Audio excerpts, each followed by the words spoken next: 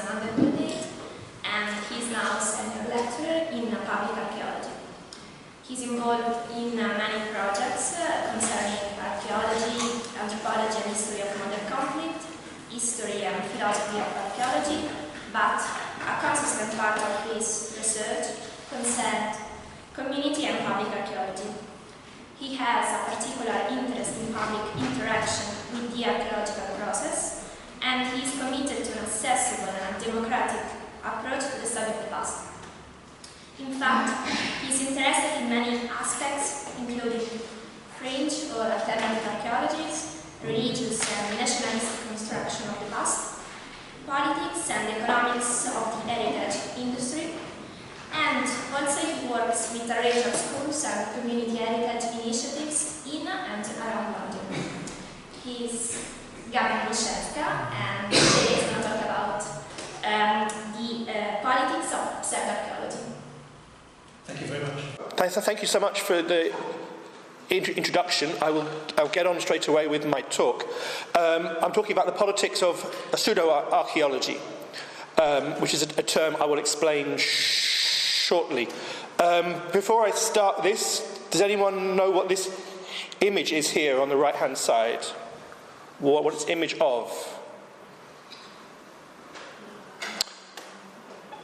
It's the interior passages of the Great Pyramid in Egypt, and it's part of a plan which argues that the interior plan of the Great Pyramid in Egypt is in fact a historical code of the history of the English people.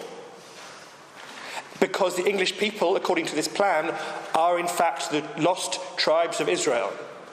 Just the English people, nobody else. The pyramid is for the English people, nobody else. This is the kind of thing that I'm talking about. This is based on a mixture of religion, politics, engineering, and stupidity. It's a very complex combination, a very common combination as well, as I'll talk about. Okay, well, what is pseudoarchaeology? When I talk about pseudoarchaeology, I normally use the phrase alternative archaeology. It's less pejorative, less of an insult, I think. But people use other words, fringe archaeology, alternative archaeology, cult archaeology, or bullshit archaeology. So there's lots of different terms for the same general kind of ideas. And there's no simple way of explaining everything I'm talking about. Maybe, as I say here, false narratives of the human past based on unscientific methods and reasoning. But even this is not perfect. Not all the narratives are incorrect. It's not the fact that they are wrong that makes them pseudoarchaeology. It's the way they are argued. It's the way they use knowledge, research, and the methods of archaeology. Unscientific is a problem as well, because archaeology is not a science, as we know. There are aspects of it which are humanities, social science, science. Much of archaeology is very unreasonable. This is not a perfect definition, but it's somewhere to start. Tim Shadler-Hall, who you have encountered a few weeks ago, I believe, is a very interesting man. Here he is wearing his communist hat, taking us round one of the World Heritage Sites.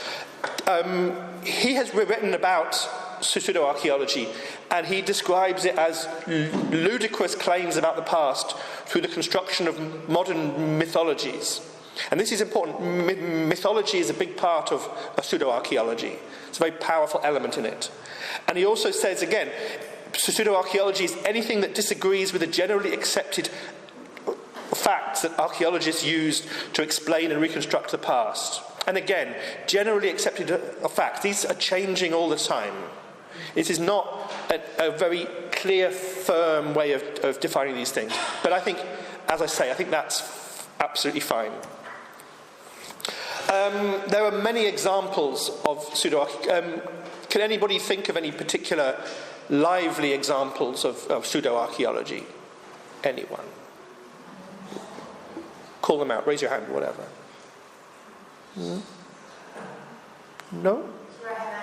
And the pyramids in Egypt. Yeah, there's so much stuff around the pyramids in Egypt. Something about pyramid shapes that make people lose their minds. I don't know why this is, but pyramids will sharpen your razor blades, bring you back to life, all kinds of things. So yeah, Egypt and pyramids are a recurring theme in pseudoarchaeology. Even when you're not in Egypt, you find pyramids. Even when they're not pyramid shaped. Anyway, people lose their mind. Any others? Pasqua there, the island of Pasqua, with the statues and so on, they are made by Martians. Oh yeah, yeah. So aliens and the creation of complicated things is a recurring theme in alternative archaeology. And the basis of so many of these claims that pyramid statues are built by aliens is colonial. It's the idea that brown-skinned people could not have created the things we are looking at. So at the heart of lots of pseudoarchaeology is racism, imperialism, colonialism. This is a very important part of this. Also, racism and colonialism are part of archaeology as well throughout its history. So you can't separate these things so clearly. But it's a very good example. Why is it part of public archaeology to think about these things? We can't avoid it. It would be nice to say this is the crazy stuff, it's over there, but that's not how it works. When we study public archaeology, we're looking at the public understanding of the past. We're meeting people out there in the world who have not studied archaeology, and we're trying to understand how they have come to their understanding of the ancient world, of the human past. And the problem is, a lot of what they will have learned, or think they've learned, is through pseudoarchaeology. It's from mythology, folklore, nationalist ideas of the past, religious beliefs about the past. And to be clear, I'm not attacking people for their religious beliefs here, but I'm just describing the way in which people's understanding of the past is created. And so this is what we have to work with. When we do public outreach, when we work with people, we need to understand that they come from an understanding of the past which is probably very strange in many ways. And the more we talk with them, the more we understand this. And most of the time this is a simple misunderstanding. People are very happy to learn more, to argue, to discuss. Sometimes you encounter somebody who will not change their mind, will not learn. They have beliefs, and they will not change those. So this is why we need to understand pseudoarchaeology, because in some ways it is a failure of public archaeology.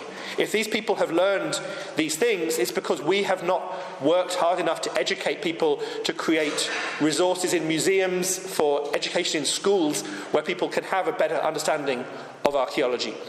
But also, it's not that we're weak or we've been failed, it's that there's a war for people's ideas. There's a war to control people's minds as well.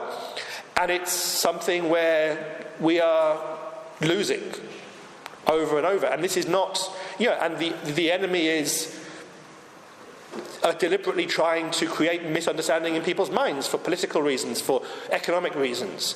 People make a lot of money out of pseudoarchaeology. They want to protect that. So, I'm just quick hands up, anyone who read books of this kind? Yeah, come on, be honest. I used to read loads of these books. I used to read this kind of Chariots of the Gods, mysteries of the ancient world, unexplained this, blah, blah, blah. Why did I read them? Because they're fun to read, they're entertaining. They're actually pleasurable to read. They tell interesting stories. You don't have to believe any of it to enjoy them. To go, ooh, who knows about the mystery of the Bermuda Triangle or whatever. Reading these things is not a problem. Actually, if we're promoting public archaeology, we should learn from these. Why are they fun to read? And literally nothing in archaeology is fun to read, with a few exceptions. My books are wonderful. They tell stories. They tell narrative stories of the human past, and they tell neat, tidy stories with a beginning, a middle, and an end. We can't do that very well in archaeology because we don't have that, and we're not willing to tell lies like these guys are. But it's still important to learn, to read these books and try to understand why they are popular, why this one on the right, Chariots of the Gods, has sold maybe 150 million copies. That's a lot of money for Mr. Eric von Daniken, who is from Switzerland, where they know about money. He's from Switzerland. He was a manager of a hotel. He was not very good at this. He lost all his money. He went to prison, I think, for a bit. Then he decided to write books like this, and now he's a very rich man. And his skin is orange, and I think he's still alive. Yeah, anyway. Point is, he's more rich than any archaeologist. He has a theme park about his work. Just for his work, he has a theme park in Switzerland. I want a theme park, you know. So anyway, question to consider. Well, what I'm talking about today, what is pseudoarchaeology? We've covered this briefly. So these things, what kinds of pseudoarchaeology are there? Where does it come from? Who are the producers, and how does it spread around? How does it reach audiences? Our audiences, the ones that we want. Who is benefiting from this? Who's behind it? This is an important one. Number 4, how should we respond to this? If we are public archaeologists, if we speak to the public beyond just each other, beyond universities, how should we react to these claims about the past, to these lies about the past? And finally, I'll briefly talk about why this is now more important than it has been before. So, I don't have much time. 1 hour and 20 seconds. Never enough time. Okay. What different kinds of pseudoarchaeology do we have? Again, Tim Shadle-Hall has been thinking about this, writing about this for a very long time, so I'm using some of his ideas and some of his models here. And he developed a typology to understand pseudoarchaeology. And this is very broad, but the terms he uses are useful ones to think about. So type 1, origins and hyperdiffusionism.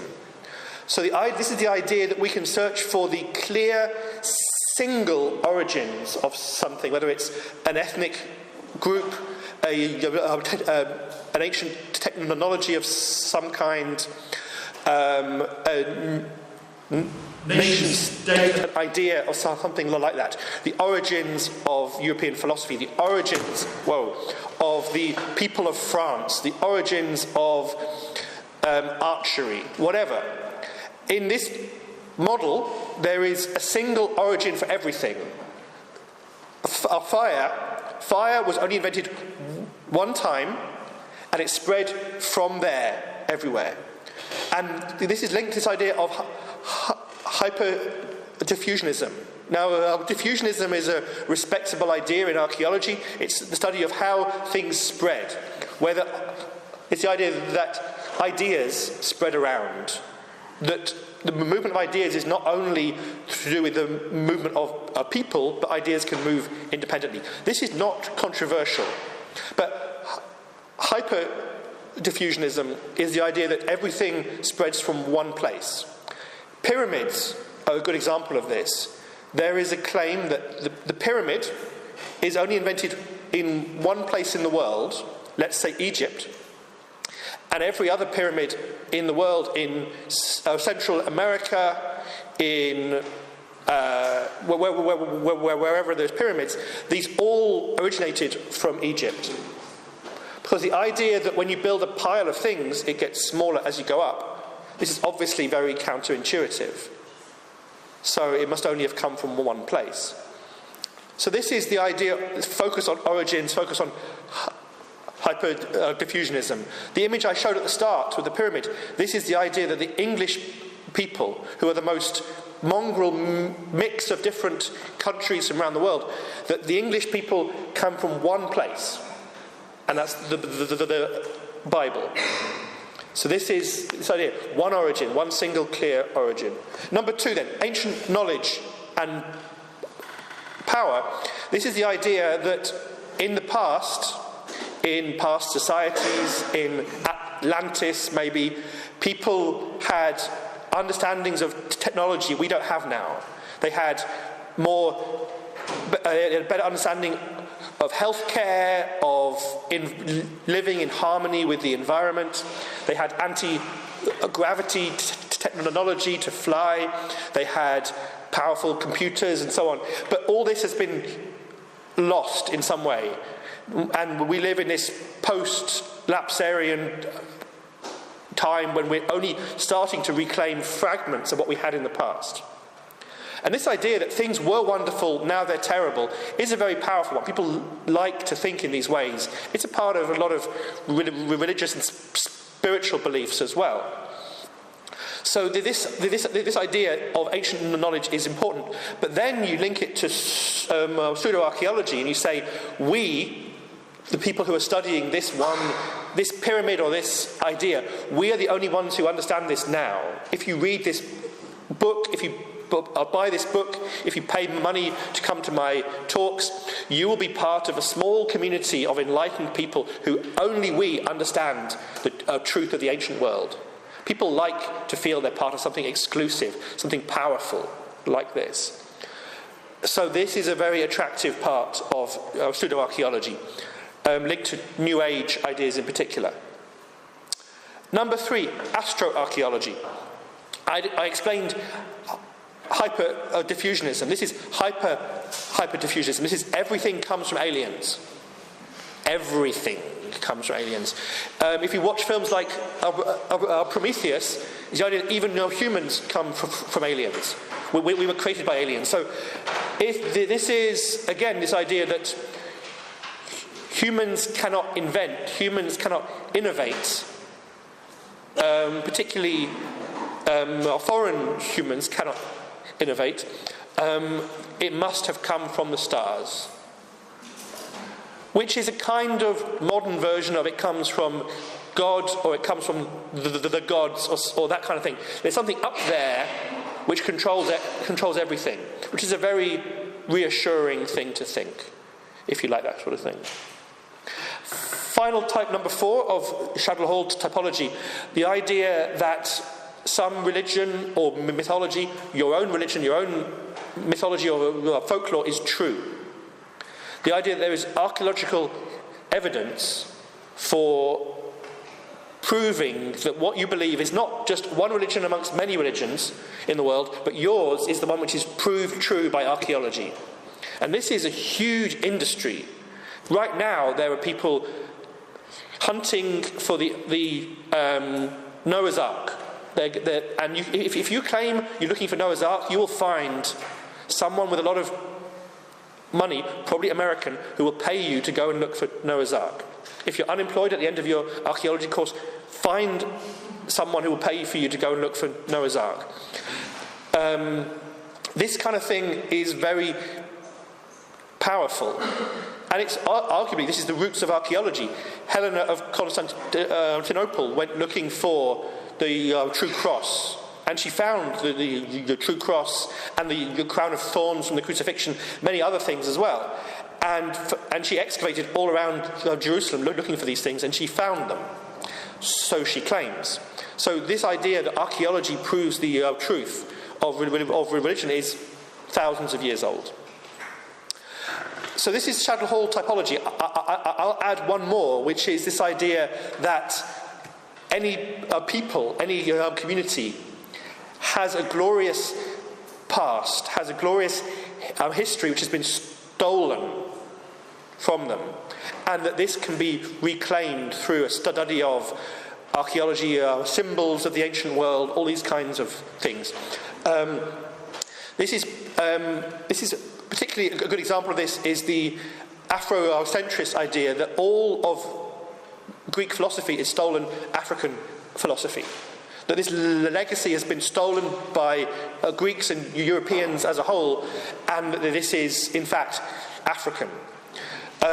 This idea that something's stolen away that you're going to reclaim is a very good way, again, of making arguments. People like the idea that we, whoever we is, we were powerful, we were our power was stolen, we will reclaim that power. Feeding into people's resentment and anger is always an easy thing to do.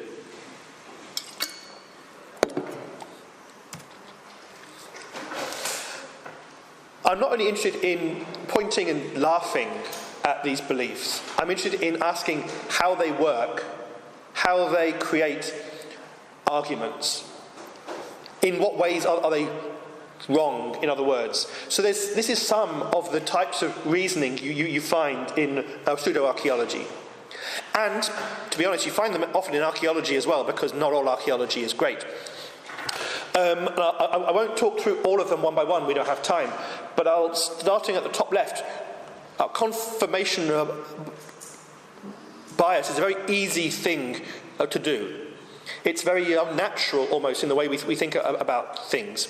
If you have an idea that aliens visited Earth thousands of years ago, confirmation bias means you don't ask critical questions. You don't ask, why would this be true? Where would be the evidence for this? You just start collecting evidence which supports your argument. So you look around, you say, okay, that drawing looks a bit like an alien spaceship.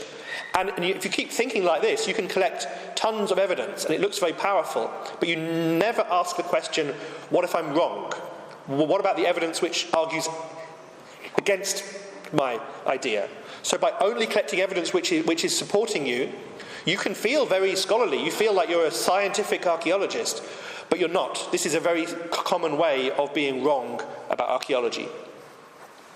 Then you have other ones. Galileo defense. This is a very obvious thing to speak about here. People say, everyone laughed at Galileo, but he was proved correct in the end. Everyone's laughing at me, therefore I will be proved correct in the end. This is very common to think like this. People like to feel persecuted in their beliefs sometimes. So this is another way of thinking about it. People look at these designs and say, this looks just like this. This one, a symbol in Egyptian hieroglyphs looks just like this one symbol from a completely unrelated alphabet 2,000 years later on the other side of the world. And yes, the similarity is not perfect, but it's similar enough. There must be a connection. This finding connections between things which are not connected is a very human thing to do. And we see this in archaeology with patterns of material culture, patterns in art, but also in linguistics, particularly when people are trying to link ancient languages, ancient communities. They say, this word sounds like this word, they must be connected. Thor, in the Norse mythology, the god Thor. People say, sounds a bit like Arthur, King Arthur, Thor. It's obviously the same thing.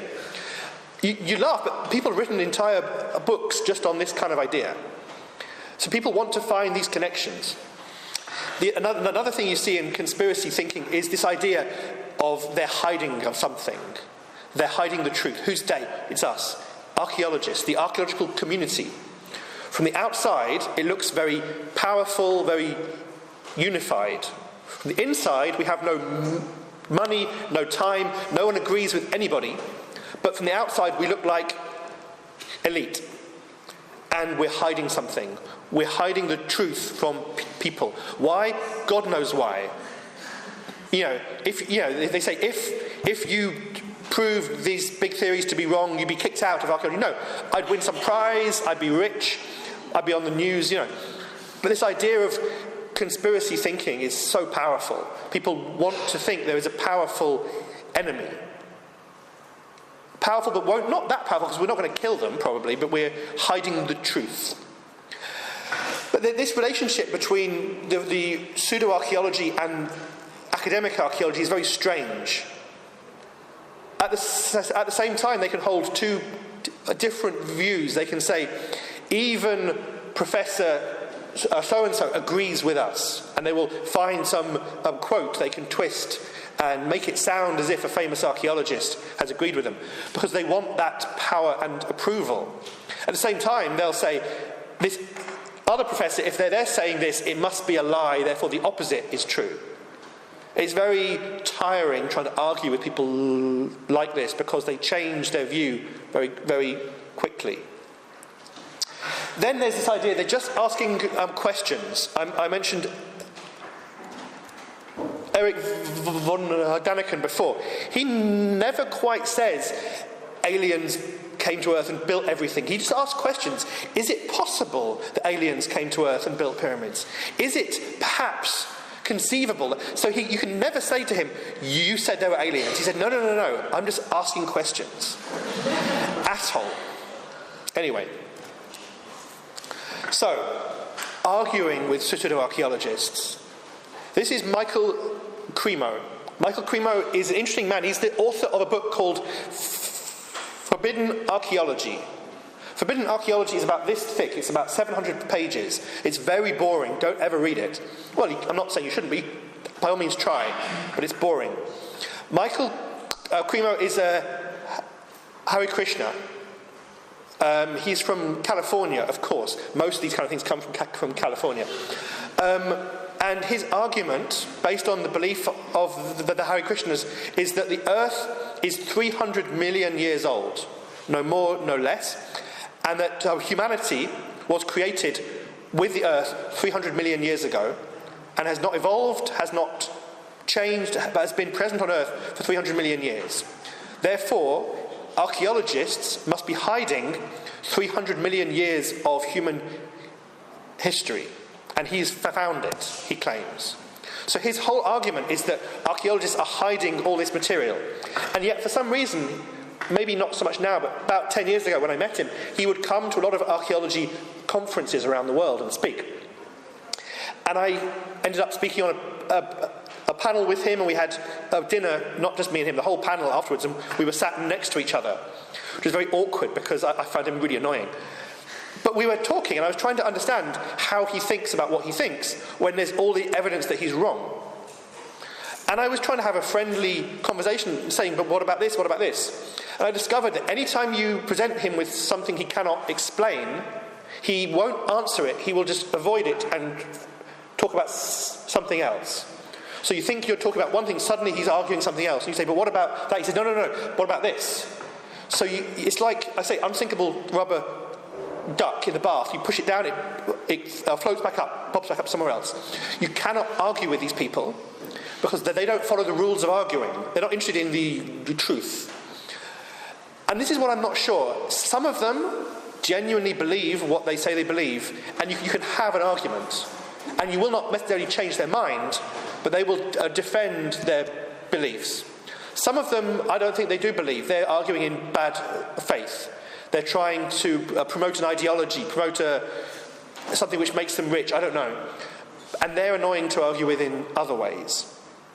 But the other question is, if we're arguing them, what are we trying to achieve? This guy has written books about this stuff. One argument with one archaeologist in a restaurant is not going to change his mind. It's going to make me angry. It's going to make him feel smug because he can believe that, again, he's persecuted. In fact, the thing I told him which made him most unhappy was I told him that his book is in our university library. Because he wanted to believe that he's persecuted, that his books are banned by archaeologists. I said, no, you're in the library.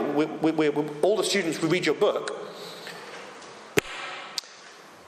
You cannot change people's minds by taking evidence and throwing it at them. This is a very important thing to learn. Not the people who write the books, probably not the people who read the books either. This is something we need to confront. So where does these kind of beliefs come from? How do they spread? This is a society in the south of Russia on the coast of the Black Sea, where I worked 17 years ago when I was an undergraduate student. And this site has lots of these dolmens. Mostly, it has about, in this area we were working, just within a few square miles, about 600 of them. Most of them ruined, covered in plants and trees. 3 of them restored by archaeologists to this kind of standard. You can see what they were like. And It's a part of the local tourist industry. People come, they look at them, they go, very nice.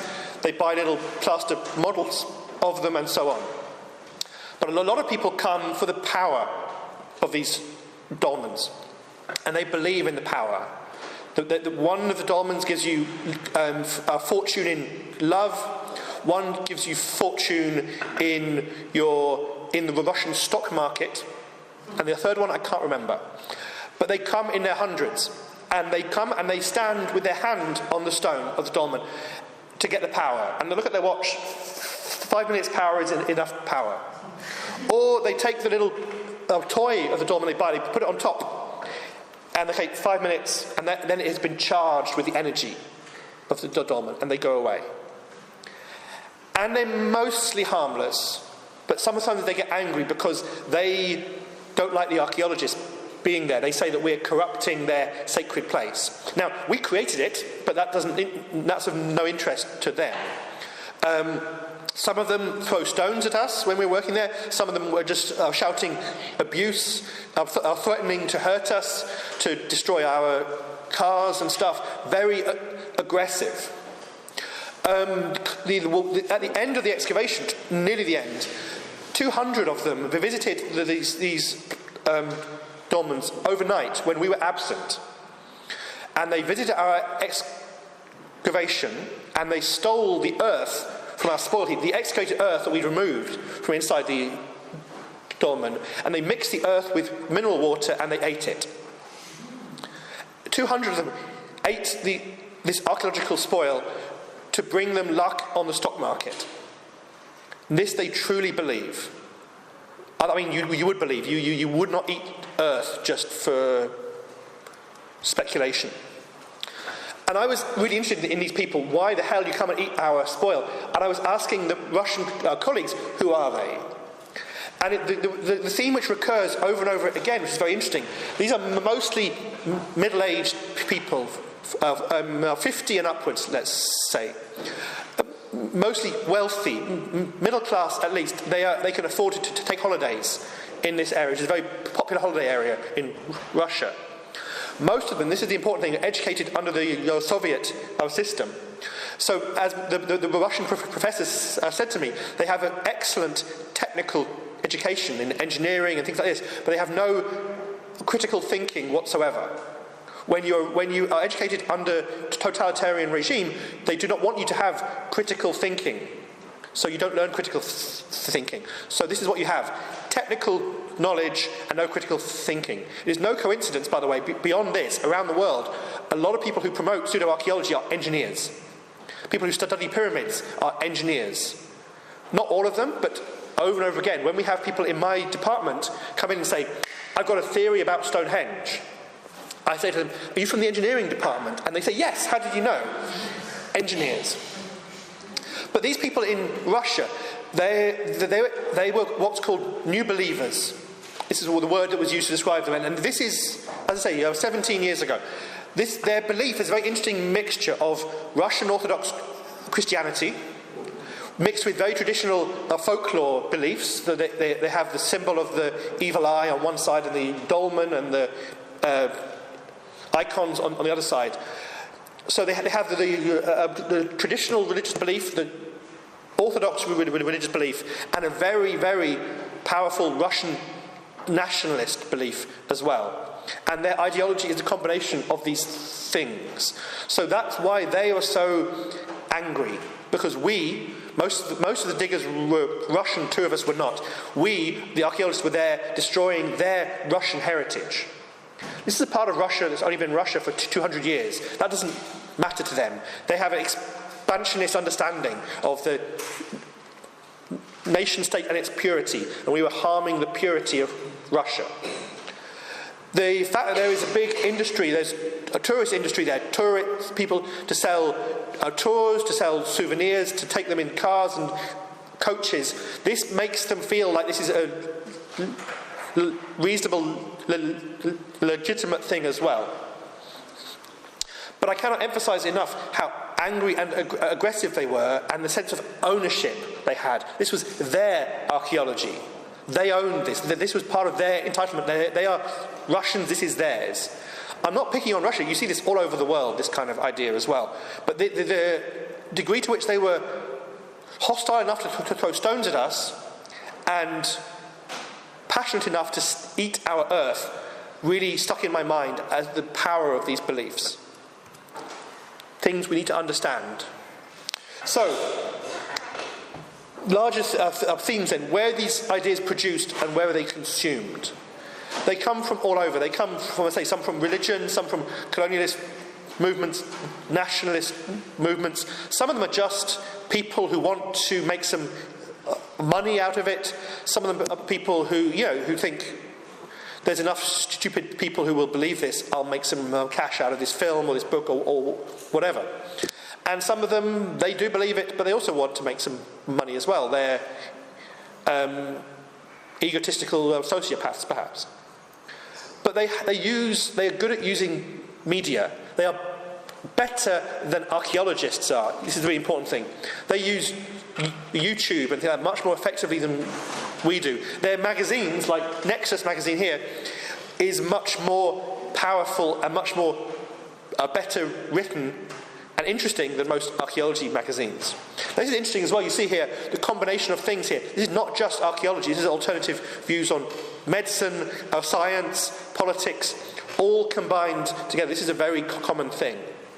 Pseudoarchaeology is one splinter, one tiny part of this wider way of looking at the world.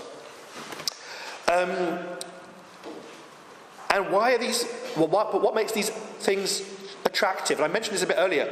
This idea that if you read these books, if you understand this vision of the past, you are part of a small elite. You're part of a small chosen community who have a superior understanding. And this appeals particularly to people who have had difficult experiences of formal education, which is a very common thing to have. If you went to school and you felt that you were not treated well, or that your intelligence was not recognised. If you got to university, you discovered you're not a genius, you're just ordinary like everyone else. For some people, particularly people with very powerful egos, this is very harmful. This angers them. They want to feel special.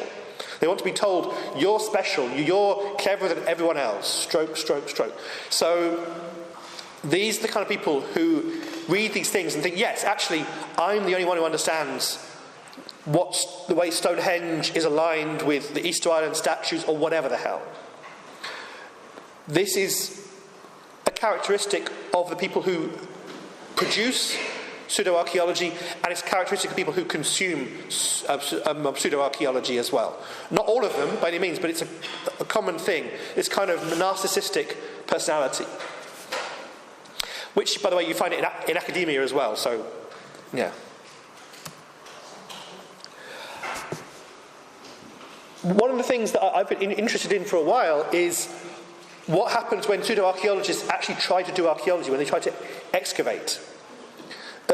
Some of you might have heard of Thor Heyerdahl, who built a raft and sailed it from Chile to somewhere in the centre of the Pacific, I forget where, to prove that the spread of people went that way rather than the other way. And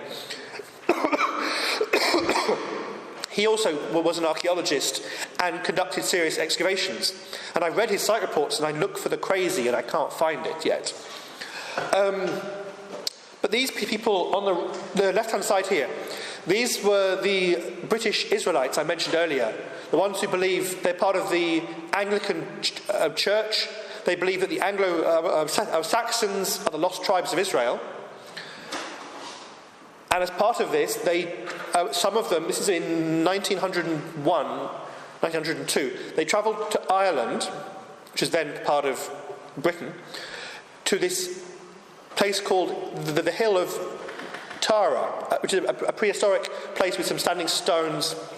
And they believed, from their reading of some biblical stuff, that this was where the Ark of the Covenant was. The literal Ark of the Covenant in Ireland. So they went and they excavated and they dug holes all over it. And if you visit the Hill of Tara now, it's covered in small holes, circular holes, Because they didn't know to dig trenches, they don't dig systematically, they just dug like they were digging for potatoes. Shocking result, they did not find the Ark of the Covenant. But this is the thing, they were not doing archaeology, they were doing treasure hunting. And this is a common thing with pseudo-archaeology doing excavation, doing field work, doing surveys. They are not trying to answer questions. They're not asking questions, posing hypotheses. They are trying to collect evidence to support what they already believed. This is boring. If nothing else, it's a boring way of working. But this is their mistake. They think they're doing archaeology because it looks like archaeology. There are holes in the ground, there are people with spades. They do not understand the intellectual underlying ideas of excavating that we are researching, that we are asking questions, we're questioning hypotheses or whatever. It's bad archaeology in every respect. And usually it's bad fieldwork objectively as well. Oh, if I can interrupt, this is at the beginning of many archaeologies, also Christian archaeology was born to find the evidences of the first Christians, and they were looking for the evidences of the first Christians, and they didn't excavate or whatever, just they improved, let's say, with time, but this is also part of the work of some archaeologists. Try to find evidences of something at any object. Have any of you heard of the Egyptologist Flinders Petrie? Famous Egyptologist, one of the most famous excavators of Egypt. He started his career as a believer in the British Israelite movement, which a big part of their belief is, as I showed, measuring pyramids to find prophecies in the measurements. And he believed this. He went to Egypt, he measured the pyramids, and he realised this was wrong. So he rejected all these pseudo-archaeological ideas he'd had and became one of the most famous and successful excavators in Egypt, Palestine, elsewhere. So yes, you can start very much in these things and improve. Some people do not. So, why does this work? This guy here, Graham Hancock. Have any of you read or seen anything by Graham Hancock? He writes a lot about these kind of books. I think, it says here, he wrote a book, Fingerprints of the Gods, which is again a kind of aliens built everything, did they, maybe, probably kind of thing. And he used to be a journalist. He made some TV documentaries about archaeology, and the kind of the alternative beliefs only seemed to emerge slowly, but then became the core of his work and became very successful. And he get very rich. So again, this is the sort of thing. Who wins in archaeology? That the authors, the people who create these things, they tend to make a lot of money out of these things. And around them, people around them make money as well. If you're a tour guide at one of these places, you're going to make money because people will visit those places. You can make money selling souvenirs. Entire communities can get wealthy, or can at least get wealthier, through the influence of these ideas. And you could say, well, that's pretty good. And the people who read the books, people who watch the documentaries, people who visit these places in search of ancient truths and whatever, they enjoy themselves, they are entertained, they feel enlightened, they feel special and important to be part of these elite whatever. And the belief, the structure behind it, the mythology, the belief, the politics, whatever, is reinforced by this pseudo-archaeology. Where's the harm in this? Seems like everyone wins. Graham Hancock wrote this book, Underworld, and a big part of pseudo-archaeology is this idea of Atlantis. That all these ideas, all these technologies, pyramids, computers, eternal life, blah, blah, all come back to one civilization. And it's not ancient Egypt, it's not the Holy Land, it's Atlantis. This is the helpful thing. It's the perfect community, the island of the blessed, which disappeared under the sea at some point. So the idea that there is the remains of a superior civilization under the sea somewhere is a very powerful one. And Hancock claimed that he had discovered exactly this place. He discovered this ancient, lost, submerged kingdom, and it just happened to be in India. And this was a complete coincidence, although Hancock has lots of connections with India, family connections with India, and family connections with the BJP, who are, I think, probably about to win another Indian general election.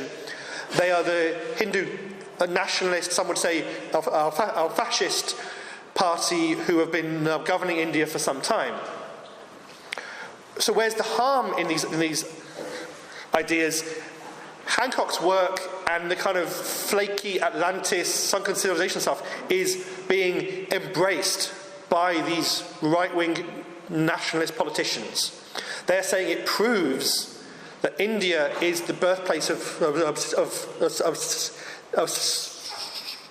civilization, the birthplace of urbanism, literature, technology, you name it. If you look at Indian society now, there are otherwise respected scholars of all kinds, including archaeologists, writing works that say that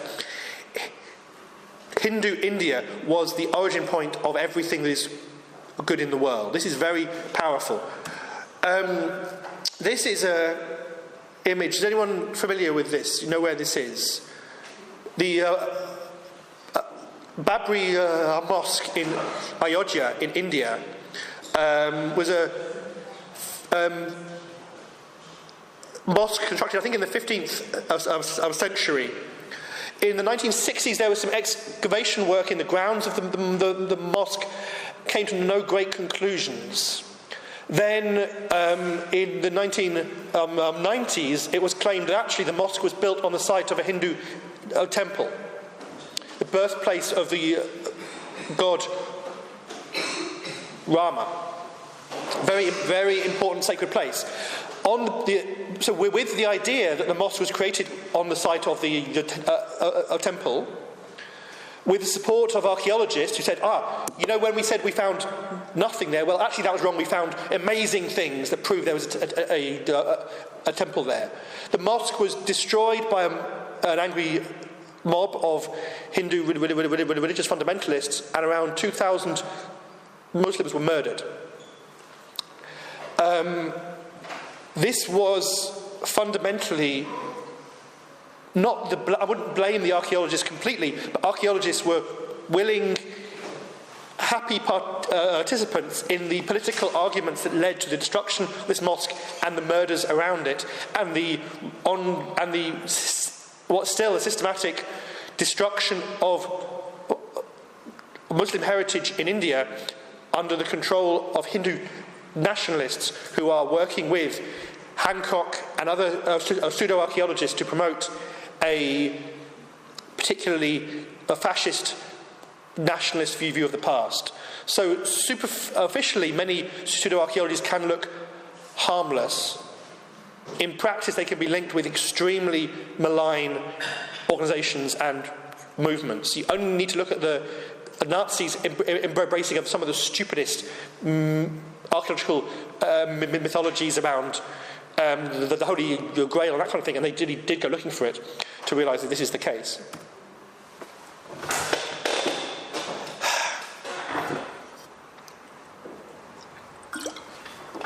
So, we are public archaeologists. We have a superior understanding not only of archaeology, but of the need to communicate archaeology to the wider world, the advantages, the benefits of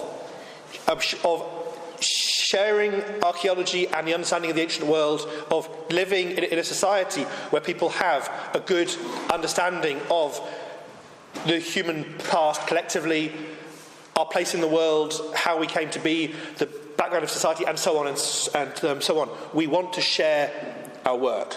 How do we respond to this kind of thing? How should we respond when we are confronted with pseudo-archaeological beliefs? As I say, I've tried it. It's not easy. But there's two separate things here. There is the people who are creating these mythologies. There are the people who are promoting them, publishing them, sharing them. And then there are people who are just reading and watching the TV shows and being entertained. Every so often you'll see a survey that will say, when we ask people, do you believe that aliens built the pyramids? More than half of people said, yes, we believe that. Now, I don't believe that research. I think most people answering that question are not taking it very seriously. They're seeing a stupid question and they're giving a stupid answer. I have a bit more belief in people than maybe I should. But there is a phenomenon in archaeology in particular to take these things very seriously indeed. And as I've just said, there are reasons to take them seriously. There are reasons to treat these things as serious, potentially harmful phenomena. There's also a risk that by taking everything seriously we look stupid, because some of these things are just messing around. But if we are going to try to approach pseudoarchaeology, if we're going to try and work against it, if we're trying to work against the harms it causes, if we're trying to promote a better, more scientific understanding of the human past, we need to ask what approaches will actually work. As I said, just telling people they're stupid doesn't seem to make them want to learn, funnily enough. We need to do a bit better than that.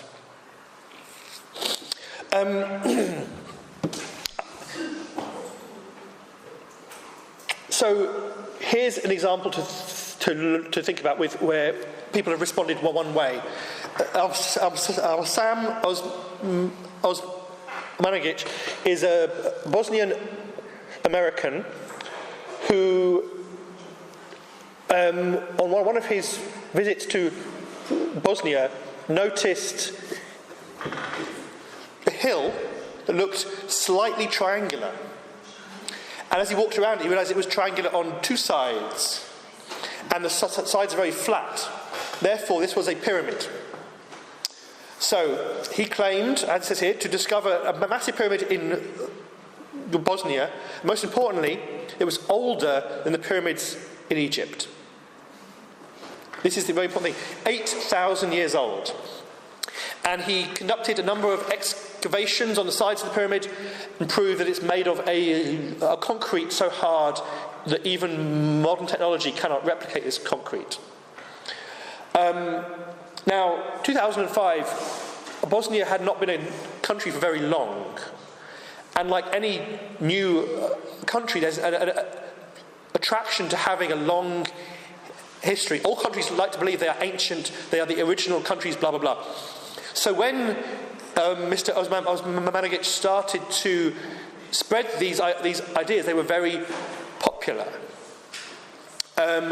He received some support from the government, and there was a huge tourist industry developed both locally around the place where the pyramids were and nationally as well, for people to come and see the pyramids. And as you know, this is not just in Bosnia. If you say you've got pyramids, people from all over the world will come to see the pyramid and put their hands on the pyramid and be brought back to life by the pyramid and so on. So this became huge. And there were two separate sets of criticism and responses to these claims. The first was from the European Association of Archaeologists, which took these claims quite seriously and sent a bunch of archaeologists to evaluate the site, which we were pretty sure was not a pyramid, but just to collect evidence to say this is not a pyramid. And the European Association of Archaeologists released a report and a statement saying we've looked at this and it is not a pyramid, it's a hill which is eroded to look slightly pointy at the top and flat at the side, but it's a hill. Obviously, this had no impact whatsoever. No one really wants to listen to the European Association of Archaeologists. So that had no effect whatsoever. Another set of criticisms came from Bosnian archaeologists, who were most at risk of this because there were two separate issues. One is it became politically harmful for them to publicly criticise the pyramid, to say this is obviously lies, because the political support for the pyramids was huge on the level of a government. Because it was good for national prestige, it was good for tourism. And tourism means foreign cash, and that's positive as well. So the government was keen to promote the pyramids, so they were not interested in hearing from our archaeologists criticising it. So that was one harm to Bosnian archaeology. The other harm was that virtually all the government's funding for archaeology, which was not very much money at all in the first place, was then spent on the pyramid. So other archaeology was being ignored, and in fact, as some Bosnian archaeologists pointed out, on this actual hill there is a huge amount of archaeology from other periods. There's prehistoric archaeology, Roman archaeology, important archaeology there that was being destroyed in the search for the step pyramid underneath the hill. So this is, again, another way in which these things are causing harms. And it's interesting to look again at Mr. Osmanagić himself, who in recent years has moved on from just talking about archaeology and has become involved in conservative, very nationalist politics as well, which is entirely predictable if you know anything about this kind of pseudoarchaeology. So this is to say that professional criticism by archaeological organisations will normally not work, because it will reinforce this idea that there is a conspiracy against these things. That in this case there was a European conspiracy, that the EU, let's say, is conspiring against this small, young country to squash their archaeology, to try and make them seem not so important. People like the idea they're being persecuted in the abstract. They don't like being actually persecuted, they like the belief they're being persecuted. So, what can we do? We can ignore them, we can argue with them, we can try and debate them. The debate is a very nice idea in the abstract. We will debate one view against another, one will win, one will lose, and the loser will just disappear forever. This is absolute crap. Debate has no impact in the real world. Then you can say we can study this and prove that they're wrong. We can release our research that says this is wrong, and people will realise that we're right and they're wrong, and our research, our knowledge will win in the marketplace of ideas. That's one approach as well. Or we can say these people are ridiculous, we can laugh at them. Or we can say, okay, let's say, actually, your views are not the same as ours, but we respect your views and we'll talk with you and we'll find a way of working together to share the heritage. If we are looking at ways of approaching pseudoarchaeology, we need to think about what our aims are before we talk about methods and approaches. Are we trying to destroy them? Are we trying to help people realise there's other ways of looking at the world? Are we trying to make them feel stupid? Are we trying to bring everyone to the same level of learning and enlightenment, or what? Basically, until we agree what the aims are, and it will vary from place to place, then we can't be clear what our methodology is going to be.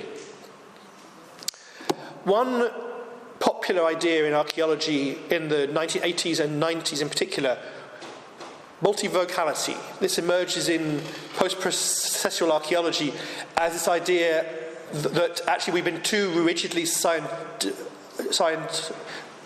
in our approach to the past.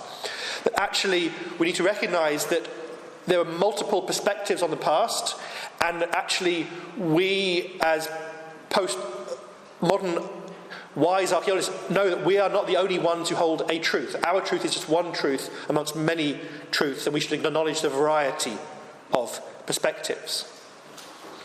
And this is something which most archaeologists who claimed to be post-processual agreed to in theory. I don't think they actually believed it, but they claimed to believe it. A couple of archaeologists put it into practice.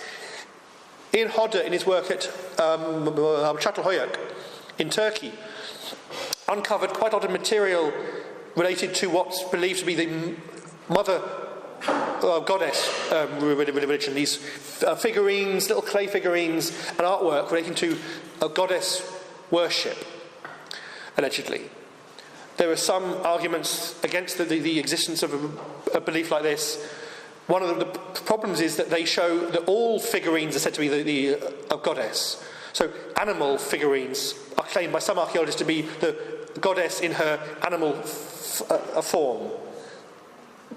Male figurines are claimed to be the goddess in her masculine form. So you can't really lose if you just claim that for everything. So Ian Hodder invited people who were believers in the goddess religion from California, of course, to come to Turkey to visit the site and to worship and to have their beliefs in the site become part of the story of the place.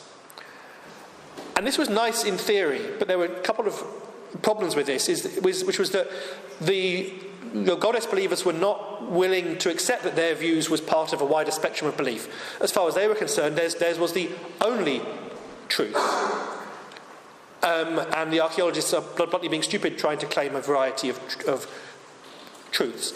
Then there was the issue that where Hodder was working is a very conservative part of rural Turkey, but with a quite conservative approach to Islam, and they were not thrilled to have a bunch of hippies from California visiting the site, many of whom wanted to experience the site without any clothes on. So that caused some tensions as well. So the idea of accepting a range of beliefs on a place has practical problems, particularly when it's not about abstract intellectual ownership, but an actual sense of political, economic ownership as well, where people want to stake claims. And it's not only this. I mean, I believe in some multi-locality, but many things on pseudoarchaeology are not true. I mean, it's not different truths. Some things are false. Yeah, exactly. I mean, this is the thing. You have to have rational limits on these things. Absolutely. Which is what most people believe, but some did not. And Cornelius Holtorf, I don't know if any of you have read the works of Cornelius Holtorf. Interesting guy, and I like him a lot, but he's very annoying. And I say that with love. He's annoying in his work, not personally. Oh, personally, no, he's a nice guy. But he claimed to truly believe in multivocality, and that actually the claims of the archaeologists, our interpretations have no more objective reality than literally any speculative claim by any pseudoarchaeologist. He said, we cannot make any claim for truth more than them. All these interpretations are fundamentally intellectually equal. And I think he was trying to annoy people, and that worked. People got very annoyed with him. And I don't know whether he actually believes it himself, which is up for grabs. Who knows?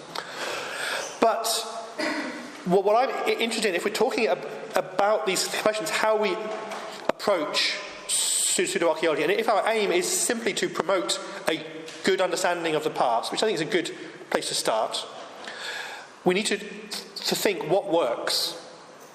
Our approach to pseudoarchaeology and our approach to pseudoarchaeology believers needs to be an evidence-grounded approach, not based on our anger at pseudoarchaeologists or our frustration with their work, but actually say, what is the effective way of changing people's minds about these things? And if you look at the research into this, the news is not very good. It's very hard to change people's minds when they have come to believe something even slightly firmly. And in fact, one of the phenomena they discovered a lot in research into this was what's called the backfire effect, which is exactly what it sounds like. If you try to find people who believe in something wrong and replace it with something correct, mostly you'll end up actually reinforcing the incorrect belief in the first place. So the work has the opposite effect of what you aim to do. This is problematic. but it also reinforces very much my own experience with arguing with these kinds of people, which is the more angry you get, the less willing you are to say, you know what, you're right, I've changed my mind. You just stop listening and just start arguing. So this is not a good way of working. It might be emotionally quite satisfying to go, grrr, but it's no good. Have I lost slide? No, that's fine. So, why is this particularly effective? Why is this particularly important to think about now? There's an idea, and there's books about this, we're living in an era of post-truth, that the ridiculous amount of information that's now available to everyone, through your phones, through the computers, everything, means that it's very hard to get rid of bad ideas, that lies will always be more successful than truth. Simple, emotionally satisfying lies, in particular, will have huge impact. And you can argue we're seeing this, as I say, bad approaches to science and denial of climate change means the world's on fire and we're going to drown. People who are resisting vaccinations means that diseases which have been eliminated most of the world, like measles, are returning and are killing people around the world. So we need to be aware of these things, and that pseudoarchaeology might be part of the next major episode of ethnic cleansing and of genocide. We need to think about these things, think about what the politics of archaeology in Jerusalem, in southeast Turkey, in the Kurdish regions, all these things. This has real-world implications. And we need to think about these things. I mean, it's become a bit fashionable to say things have always been bad, but now they're worse. But it feels that way. Things feel pretty bad right now around pseudoarchaeology and fake news about the world and so on. But I don't want to dwell on that too much. What I want to think about is what it means to do public archaeology in this era. And it's common, I think, when people talk about pseudoarchaeology, when archaeologists talk about pseudoarchaeology, to say it is a failure of public archaeology. This really annoys me. Because I'm a public archaeologist, I work in public archaeology. We are a very small part of archaeology, and archaeology is a very small part of the world. So to say that people believing in aliens is a failure of public archaeology is not a helpful thing to say. And it's not a helpful way of thinking at all, because it suggests, we failed, let's go home. I think it makes more sense to think of these things as a defeats of public archaeology, that we are under attack. Not us personally, but scholarship, rationality, a way of studying the world systematically, scientifically, of sharing a scientific scholarly understanding of the world and humanity and society.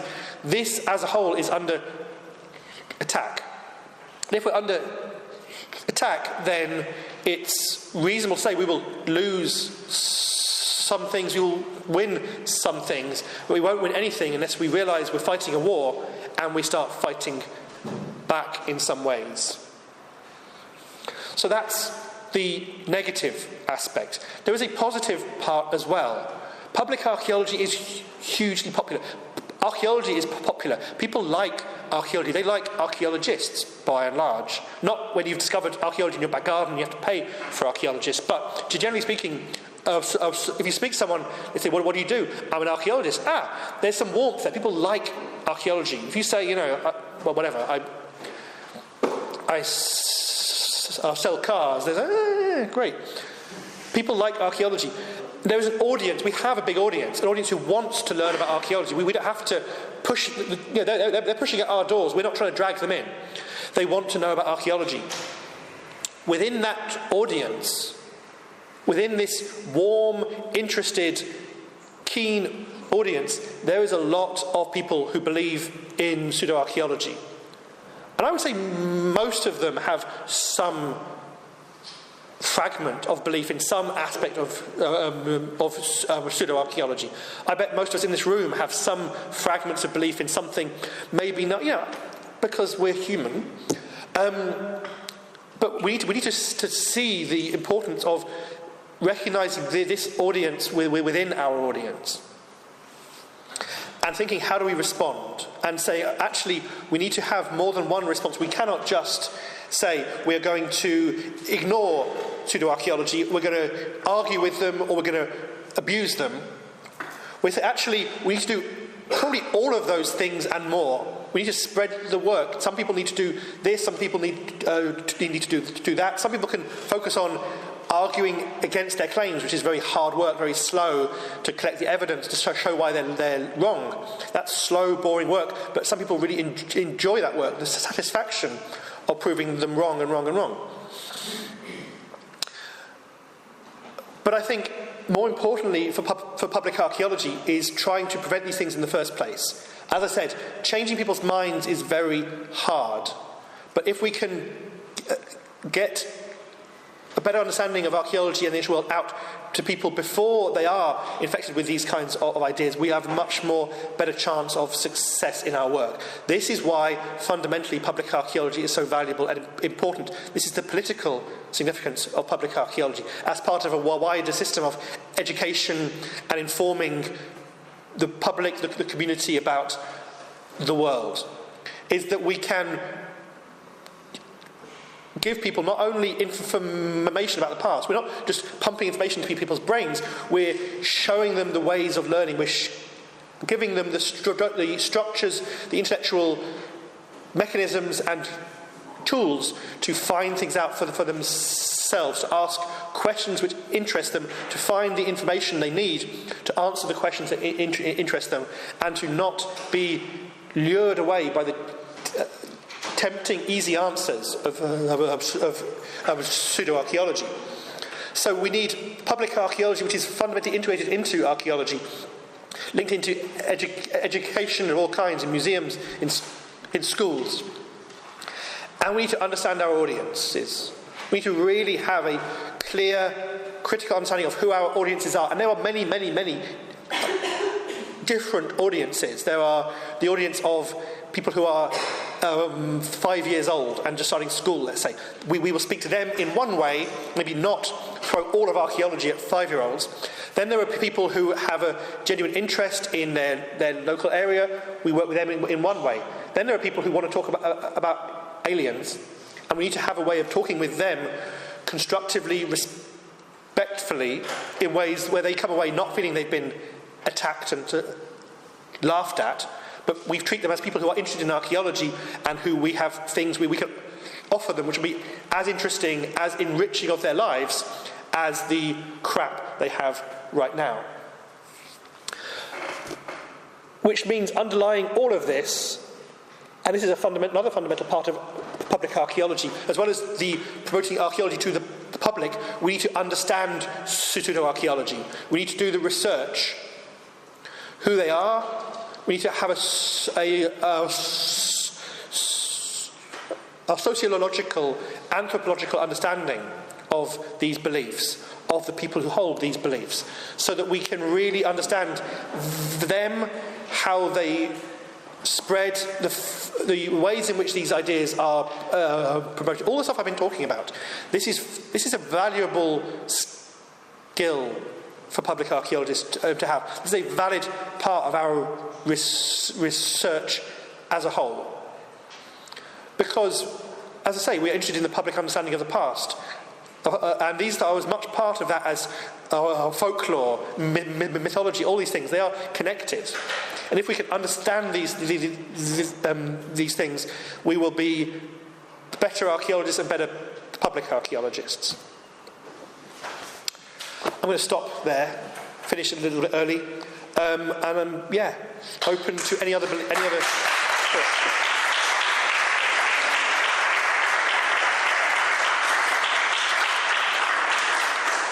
Well, thank you for the, let's say, for somebody surprising subject. In my opinion, this is not something of public archaeology, something that we see every day as archaeologists. And I'm sure many of you, because I know, because you have told me, in an excavation have said that that stupid old guy thinks that there is a tunnel in this place. I heard this every year. Always tunnels, yeah. Tunnel. There is the tunnel somewhere connecting the monastery with the castle, or the church with the village, or the treasure which everybody is looking. So it's small pseudo-archaeology, let's say I would call it local pseudo-knowledge. But if we answer as we generally do, or some of you generally do, saying shit, as you generally do, we have lost these people. They are not coming again to our excavation. They are not going to have any interest on them, because we just ignore the same thing there. We just ignore what are their feelings, what are their knowledge, what they think. So I'm sure pseudo-archaeologists come, but we have to understand why some people think this, try to react. I tell you many times that public archaeology needs a lot of skills, a lot of passions, a lot of psychology, ways of reacting, and this is one of the first things that we are going to find in our project. We need to react or not react to this kind of relationship. Another thing that I'm sure is that pseudo-archaeology is invading our world. Every day I find in Facebook, and I'm not so super Facebook friend of everything, but at least every day there are two things which pass there. Maybe I think it's crap, maybe I even share, even if I have not read the paper or the thing, but many of them are pseudo-archaeology, and many people, we are archaeologists, we are becoming a lot of this information, and we have the criticism to say it's crap, it's funny. But many people doesn't think it's funny, and they ask you later, have you heard about this interesting thing on archaeology? So I think it's invading more and more our world. That's one of the questions I wanted to ask you. Do you think this is coming more and more because of social media? Yes, absolutely. This is really what I was talking about, is this. Fake news, it's much more common and it's much easier to spread these things around. With memes and all kinds of things. Yeah, it's becoming much more common, and I see this mostly actually in relatives. My relatives talk to me and say, did you hear about this discovery? And I go, yeah, no. And it's something you don't want to go, oh, because that's creating a hostile situation. But yeah, it's common. I think it is. Yeah, and there are big things that you very quickly say, oh, it's crap, oh, no. But there are other things which are more credible, that you even, it can be true or not. So it's a little bit, it's contaminating a lot what we're doing. Another question I wanted to make you, and then I leave word to them, is do you think pseudo-archaeology has any kind of difference with pseudo-science or pseudo-politics and so on? So does it have a special thing? Because it's, with new ways of curing diseases and so on. It's a bit, or eating, no? Yeah. How many times you read you don't have to eat this or you have to eat that, and it's all based on crap. It's a part of a global phenomenon, or do you think it has some special characteristics? It has a lot of connections with these other fields. It's part of this wider thing. People want us to know, who are we? Who are we in the world? Who am I? All these big questions, and it's nice to have simple answers to these things. And you get this from pseudo-archaeology. So yes, it's very connected with these other fields. But what makes it unique? Lots of things. I think people feel that biology and study of medicine, things are kind of complicated. They're really out there. They take place in laboratories behind closed doors. Archaeology is out in the world. Archaeology, you can look at an excavation, you can understand it. Archaeology, because it is so public, so easy to understand, people feel that it's more easy to be connected with that. And I think that makes people more comfortable saying, I have a theory about Stonehenge, in a way they would not about something more scientific. Also television, I would say, is quite danger. I mean, I probably see more pseudo-archaeology in television than on Facebook, which is, I don't want to say they shouldn't, but I mean, on some way, public television should be something which broadcasts information which should be, let's say, for everybody. It's public. Yeah. You cannot sell these shit programs. I mean, it's on fake. It makes money for advertisers. It makes profit. There's no something law or something on televisions which says you cannot transmit fake information? Should be. It would make almost all television the news. Yeah. Do you have any question? No? I have a question about methods. Because sometimes when you talk about fake news and how to auto-detect if something is fake or true, even in, not only in archaeology but also in medicine or whatever, scholars usually say, well, you should use scientific methods, or what is the scientific method? Oh, I should check the sources, I should check... Actually, I read some of those books, and they use a sort of, let's say, mirror of the scientific method, because they have citations, they have quotes, they have sources, they have bibliography, they have... so it's quite difficult to... and the reasoning is some sort of logical. So when I talk to people who truly believe in pseudoarchaeology, it's very difficult to make other points because they feel they have the same my method, even though it's not. But it seems to be the same. So how do you cope with that? That's really interesting. I think that comes back to what I was saying before about confirmation biases and the lack of critical thinking. And I think it's about helping people to understand that in scientific informed scholarship, we start with an idea that we love, and we try to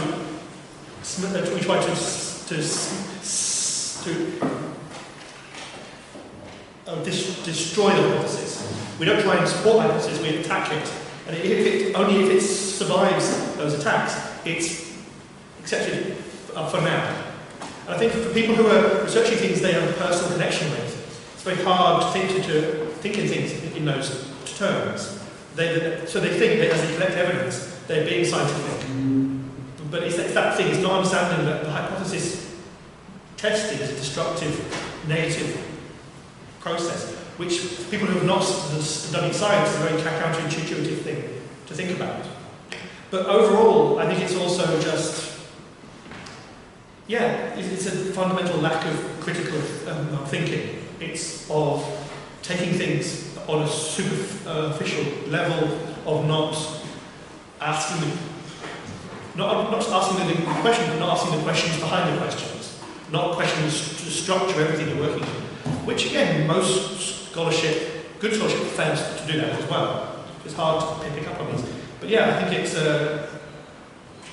it's hard. Yeah. Which we fail also in the university, because most of the courses teach about theories and so on, but we have very few time to teach them how to be critics with theories. So even universities feel critical. I wanted just to ask something, because many of you work in archaeology and rescue archaeology and so on.